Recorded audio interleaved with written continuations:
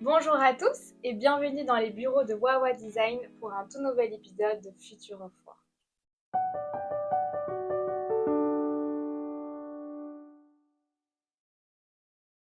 Comme vous le savez, dans ce talk, nous abordons toutes sortes de thématiques. Et pour ce troisième épisode, nous avons choisi un sujet sociétal. Le bien-être au travail est un concept qui englobe la santé mentale et la santé physique, qui fait souvent référence à un sentiment de bien-être, d'épanouissement, de satisfaction pour et dû au travail. Et la première question qu'on se pose, c'est pourquoi c'est si important de se sentir bien dans son environnement de travail, au travail. Je pense que quand on se sent bien au travail d'un point de vue psychologique, ça permet une meilleure productivité d'un point de vue boulot. Je pense qu'à partir du moment où tu te sens bien dans ta tête et que tu te sens bien au travail, tu as envie de travailler et donc ça amène cette productivité. Je pense que ça permet aussi une bonne cohésion d'équipe, de savoir se dire les choses quand il faut se les dire. Oui, cette cohésion d'équipe, elle amène aussi un sentiment général d'appartenance à un groupe, à une unité, une communauté d'entreprise. C'est hyper important et cet effet de groupe va amener une productivité hyper importante au-delà de la cohésion. Et du coup, au niveau physique maintenant, pourquoi c'est si important de se sentir bien dans un bureau ? Je pense que c'est important d'un point de vue ergonomique, déjà d'être bien assis, tu vois, d'avoir une bonne chaise, un bon bureau. Il y a trop de gens qui négligent le fait de régler sa chaise en fonction de sa taille, en fonction de tout. Donc ça, je pense que c'est un point assez important d'être, surtout quand il y a des gens qui font des métiers où ils sont assis toute la journée sur un bureau, comme nous, on est parfois sur chantier, mais il y a des journées où on est des journées entières ici. Et donc, c'est important de pouvoir être ergonomiquement bien installé. Et il ne faut pas négliger surtout l'aspect réglage de la chaise. Ouais.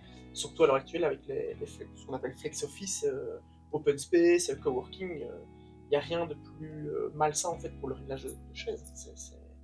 Les gens en fait passent d'une chaise à l'autre et ne le règlent pas. C'est un exemple qu'on a eu là sur un chantier récemment fini où on s'est rendu compte 2 mois après que les gens passent d'une chaise à l'autre, ce qui est tout à fait logique, c'est prévu dans le programme et dans l'intérieur qu'on a créé parce que le besoin a été spécifié. Sauf que les employés de nos clients, ne vont pas prendre le temps de régler leur nouvelle chaise en passant d'un bench à l'autre. Des problèmes de dos, des positions où tu es mal assis, où tu te plains que tu as des soucis, alors qu'en fait, il suffit juste de régler correctement sa chaise pour ne pas avoir et ne pas engendrer tous ces problèmes physiques. Je pense que l'ergonomie peut être un bon sujet d'un talk. Ouais. Ça sera intéressant de pouvoir un peu plus débattre là-dessus et de donner un peu des directives à nos clients via un talk, via des vidéos un peu plus instructives que les montrer une fois et que les gens oublient de comment régler aussi. Oui, c'est vrai que sur certaines chaises, il y a par exemple 10 manettes pour régler la chaise. Donc ça peut paraître des fois compliqué pour les gens qui ne savent pas régler. Ouais. Je pense que oui, il y a beaucoup de réglages et si on ne prend pas le pli d'expliquer aux clients comment ça fonctionne. Nous, par exemple, ce qu'on fait, c'est que quand on finit un projet, on explique toujours au chef de projet du coup, qui a suivi toutes les avancées avec nous. Pour les employés, on explique comment il faut régler la chaise, à quoi ça sert, etc. pour que cette personne puisse du coup faire passer le mot et que du coup chacun puisse régler sa chaise en fonction de sa morphologie. Sa morphologie, sa taille, etc. Son poids aussi. Donc, ouais. Hyper important. Et ce que les gens négligent aussi, enfin les employés, c'est le fait de bouger dans les bureaux, dans les espaces. Il est hyper important de faire passer le message en interne, que ce soit en termes de chef de projet ou même de sociétés qui ont déjà été rénovées ou à rénover, de faire bouger les collaborateurs en interne pour qu'ils puissent passer d'une chaise de bureau traditionnelle à un tabouret, à une réunion de meeting de 15 à 30 minutes debout, sur une table haute, à bouger pour aller prendre son café, bouger pour aller manger sur le temps de midi. C'est hyper important, ça va apporter plus de dynamisme au niveau de la personne, au niveau de sa mobilité, et certains problèmes de stagnation à un bureau fixe pendant 8 heures d'affilée, comme on peut le connaître depuis des années. Ça, c'est ce dont nous, on imagine quand on crée un projet, c'est de créer des alternatives de travail pour qu'il y ait ce système d'activity-based working, et donc passer d'un bureau traditionnel à une table haute quand il faut, à une assise plus basse quand on prend un café par exemple, et donc à introduire un mouvement, un dynamisme dans le quotidien de l'employé. Y a-t-il un autre aspect important au niveau physique pour se sentir bien? Je pense que la santé est un point aussi à pas négliger, c'est-à-dire que nous, on parle beaucoup d'éco-responsabilité, d'écologie, et ça passe aussi par tout ce qui est matériaux, par exemple revêtement de sol. À l'heure d'aujourd'hui, on peut trouver des revêtements de sol qui dégagent beaucoup moins de CO2 que d'autres. Et donc, d'un point de vue santé, c'est super important aussi pour se sentir du coup bien. Tout ce qu'on appelle le well-being, tout ce qui est well-being, des moquettes, ça peut être sur la peinture, ça peut être sur les cols au niveau des panneaux utilisés pour les tables, etc. Donc vraiment l'aspect santé par rapport aux émanations toxiques. C'est des choses qu'on ne voit pas, en fait, mais qui sont hyper importantes pour le corps humain. Et si on peut éviter à l'heure d'aujourd'hui en 2024, oui, on évite. On l'avait bien expliqué dans le talk précédent sur la durabilité, où on avait vraiment développé cet aspect santé qui est important. Ouais, et en fait, ça me fait penser à quelque chose qu'on n'avait pas dit en préparant le talk, mais quand on fait un intérieur, quand on fait une rénovation, on dit toujours, tiens, ça sent la peinture fraîche, ou des choses comme ça. Et en fait, c'est l'odeur de la peinture, c'est tous les solvants qui sont dans l'air. Donc il n'y a pas que la peinture, il y a le béton qui dégage encore des solvants dans l'air, il y a les sols qui dégagent énormément de choses. Donc c'est pour ça que, effectivement, l'aspect éco-responsable est important, mais au-delà de ça, il y a aussi l'utilisation de matériaux qui sont moins nocifs pour le corps humain, et maintenant ça permet d'être quantifié, d'être mesuré en laboratoire, et d'être prouvé, d'arriver avec des solutions concrètes chez nos clients. Ça fait clairement partie du well-being. Et il ne faut pas croire que parce que ça sent plus un intérieur neuf, ça ne dégage plus de solvants ou de matière toxique dans l'air. C'est faux, ça a été prouvé. Encore des mois après la rénovation, il y a encore des effluves de matière toxique dans l'air. Donc c'est hyper important de travailler là-dessus aussi, en termes de rénovation et de construction. Comment faites-vous pour intégrer le bien-être dans les espaces que vous créez? On va d'abord commencer en faisant une analyse. Donc on fait un audit via un partenaire qui s'appelle Maison Même. On travaille avec eux depuis 6 ans déjà. Et donc ça permet en fait de connaître le besoin réel du client. Donc ça va nous permettre d'être focalisé directement sur un besoin qui est justifié et pas un besoin voulu. Donc ça va favoriser clairement une productivité face à une façon de travailler du client. Et ça va permettre aussi de quantifier certaines choses par rapport en termes de densité d'espace. Il y a aussi toute la partie acoustique et l'étude lumineuse. Donc pour la partie acoustique, on travaille avec Mio. C'est une société qui va venir en fait quantifier le degré d'absorption, le taux d'absorption acoustique dans l'espace. Pour savoir, par ce calcul, combien il doit y avoir de panneaux acoustiques au plafond, au mur, pour qu'il y ait une bonne absorption dans l'espace et que ça soit du coup, d'un point de vue bien-être, agréable quand tu parles, à l'écoute, que tu te sentes pas, tu sais, cet aspect sonore. De résonance, moins caisse de résonance. Ouais.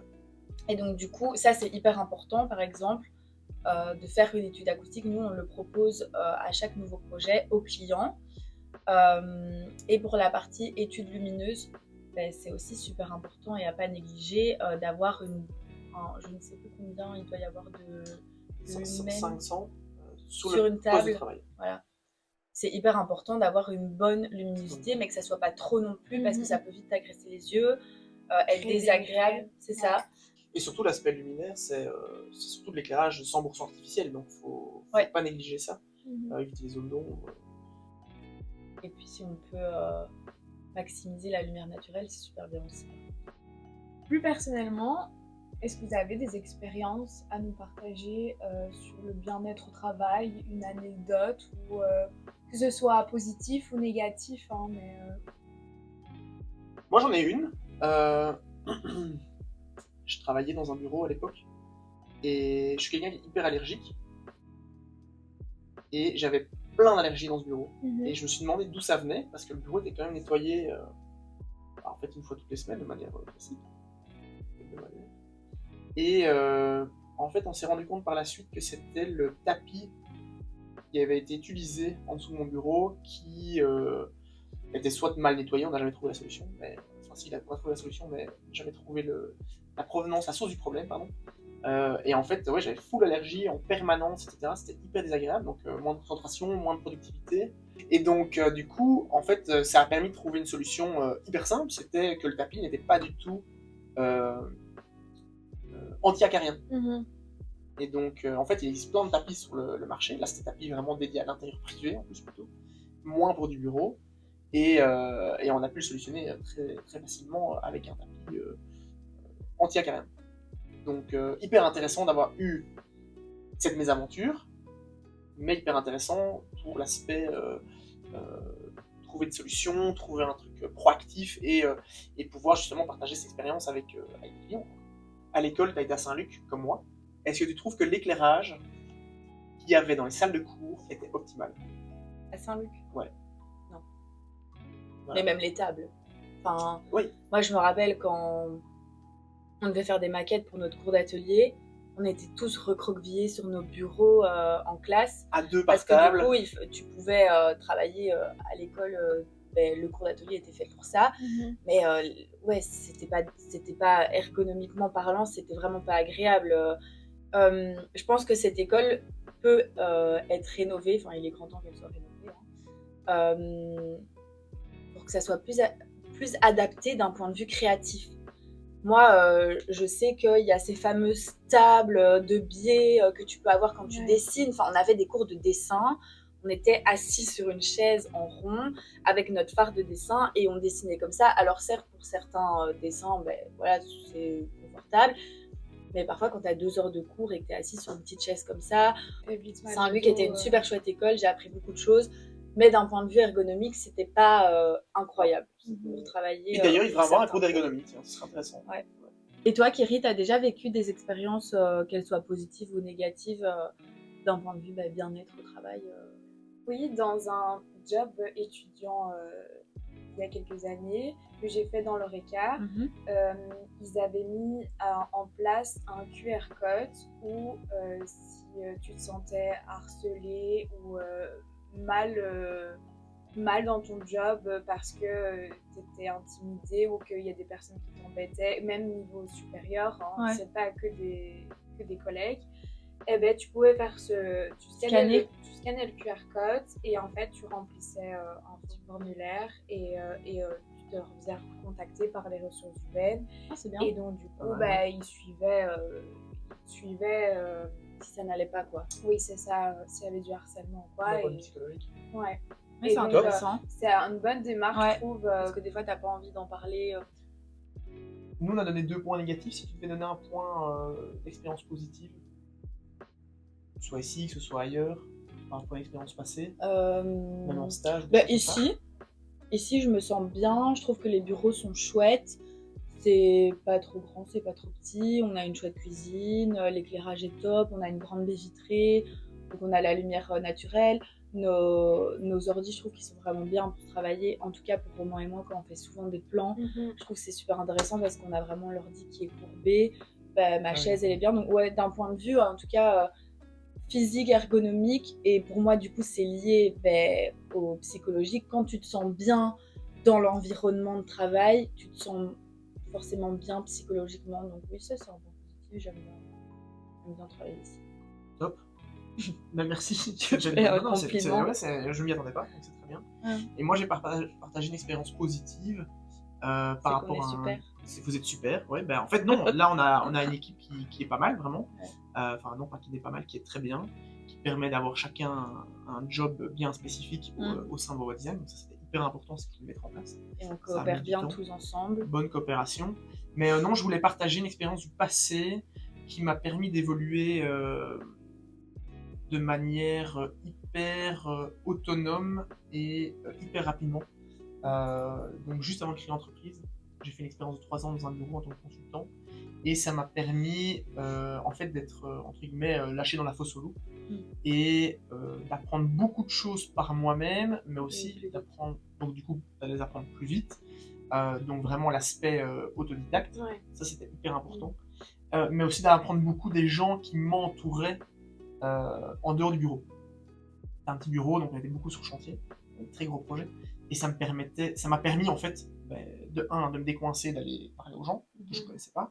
De deux, de prendre la remarque de manière positive et surtout constructive. Ouais. C'est ce que j'aime bien vous expliquer aussi au bureau. C'est ne pas prendre les remarques de manière négative, mais de la prendre de manière constructive. Ça, c'est comme ça que je l'ai appris. Et surtout d'acquérir l'expérience de l'autre. C'est si l'autre peut donner un conseil, tu le prends. Ça veut dire qu'il lui a déjà vécu quelque chose de positif ou même de négatif, ce qu'on a peut-être partagé là maintenant, et ça permet de faire évoluer positivement la personne. Alors c'est parfois très compliqué d'assimiler certaines choses, parce que nous on est dans le feu de l'action, dans notre vie, dans notre tête baissée dans notre vie, et parfois le fait d'entendre quelqu'un qui vient, Ouais, c'est pas toujours agréable à entendre, mais c'est qui quand fait une même, remarque, qui fait intéressant. une remarque positive aussi, ça doit rester intéressant, il faut le voir comme un moteur, psychologique grandir, quoi, pour grandir, complètement. Et évoluer, Ouais. De manière privée, mais de manière aussi professionnelle. Mhm. Il faut vraiment garder, surtout d'un point de vue pro, c'est garder un œil un peu partout et se tenir au courant de plein de choses et vraiment d'assimiler de l'information et de le tourner en soi et de le remettre à sa sauce, de le partager. Ça, je trouve que c'est un point important. Et ça, c'est une très très bonne expérience. C'est très compliqué, très dur plutôt. Comme expérience pro au début, mais quand on a lâché prise et qu'on se dit ok en fait c'est du positif, c'est que du positif en fait qu'on nous amène, ok on le prend et puis en fait tout coule de source quoi. Et c'est un bon conseil je trouve qu'on pourrait donner à des employés pour se sentir bien au travail d'un point de vue management ou... De pas avoir peur de parler avec les gens, de dire ce qui va ou ce qui va pas, de pas avoir peur de discuter de points positifs, mais aussi et surtout de points négatifs. C'est plus difficile, mais il faut pas hésiter. Je pousse les gens qui travaillent avec moi à le faire, soit des collaborateurs, vous, ou même des externes, des clients. Donc, qui sont parfois pas contents, il faut savoir le dire, et nous on doit savoir l'entendre, c'est normal. Donc parfois on fait des erreurs dans nos études, on va pas le cacher, c'est normal, l'erreur est humaine. Ouais. Et ben parfois on leur dit voilà, si en tout cas à la fin de la mission, on dit si on avait dû s'améliorer sur certains points, faites-nous un retour. On veut avoir le retour négatif, parce que c'est important d'évoluer. Il faut que ce soit constructif pour nous. Et nul n'est parfait. Non, ça c'est sûr. Et quel conseil du coup on pourrait donner à un manager pour que ses employés se sentent bien au bureau? La personne qui manage des gens doit avoir une écoute hyper attentive. Et doit avoir la faculté de pouvoir trouver la solution au problème. Ouais, j'allais dire même la bonne solution. Il n'y en aura pas une, toujours plusieurs. C'est trouver la bonne solution qui va permettre de remettre la personne plus à l'aise dans son travail et plus à l'aise là où elle se sentait peut-être un peu démunie. Ouais, parce que parfois la personne est au mauvais poste, tout simplement. Dans des entreprises, on croise parfois des profils qui sont mis à la mauvaise place, tout simplement. Je pense que le manager doit aussi être ouvert d'un point de vue flexibilité à offrir à l'employé.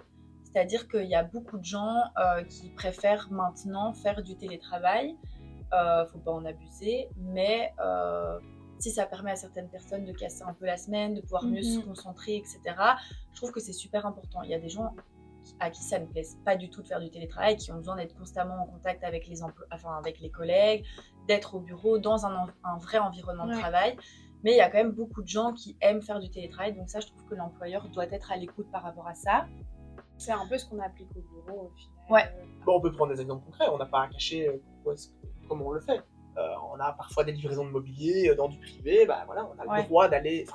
J'estime en tant que dirigeant d'entreprise que mes collaborateurs, vous et d'autres personnes ont le droit de retourner chez elles parce que, je sais pas, il y a un canapé qui est arrivé, une table de salon qui est t'as un arrivée, rendez-vous médical et donc du coup c'est plus facile d'être chez toi, ou simplement t'as envie de te concentrer, faire une bonne journée où t'es toute seule, parce que moi je sais qu'il y a des fois où je fais pas souvent de télétravail, mais comme la semaine dernière, j'avais besoin de faire juste une journée et d'être toute seule, et Et il faut pas avoir honte de ça, c'est normal de pouvoir oui, souffler, de prendre un pas de recul important. par rapport à la vie du bureau.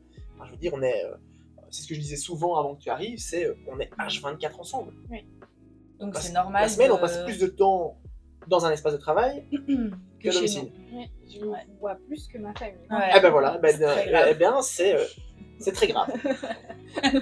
Non mais c'est vrai, on en rigole, mais, Non, mais oui, c'est pas oui. normal. Il y a quelque chose de pas normal là-dedans. Oui, non, c'est On pourrait sûr. faire un grand débat là-dessus. C'est pas Mhm. l'objet du talk, mais c'est hyper intéressant comme réflexion. Ouais.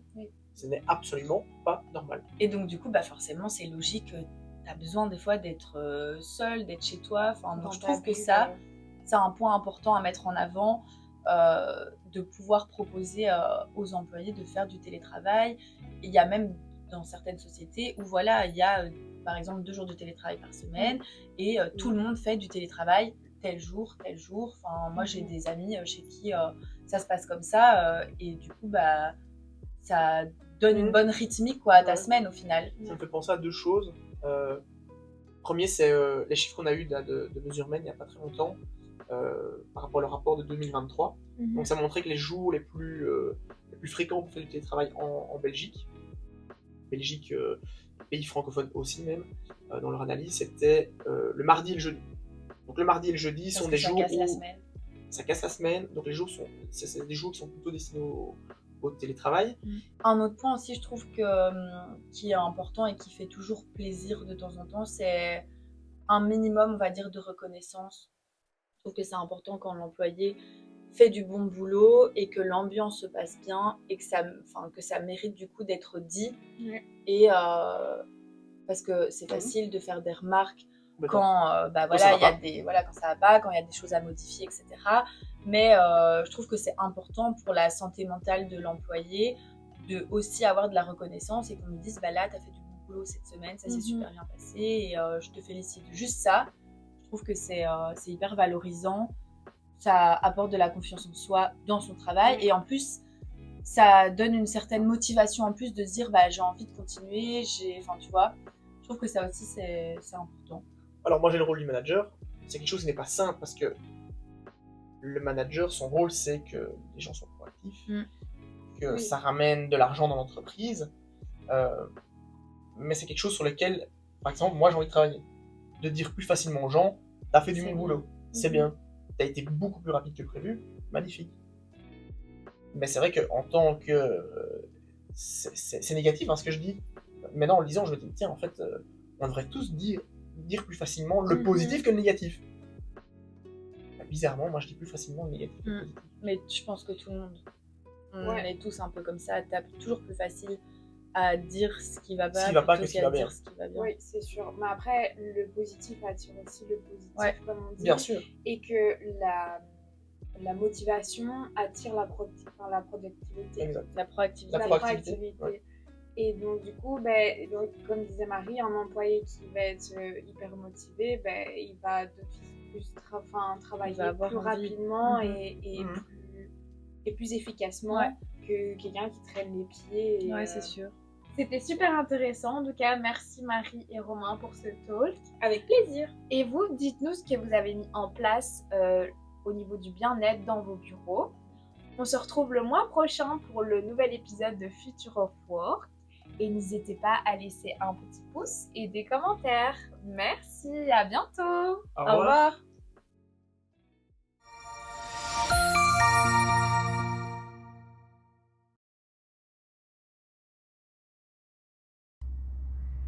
Tu parles pas français. Ouais, t'es portugaise.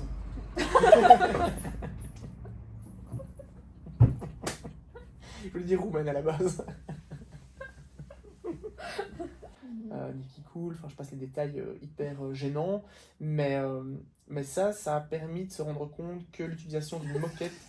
Putain, mais quoi? Niki cool. Du coup, Ben marrez-vous. Et donc du coup...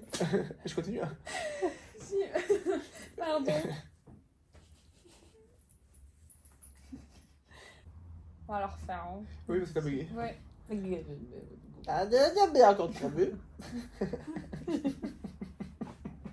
Une portugaise alcoolique. Ouais, voilà, c'est ça.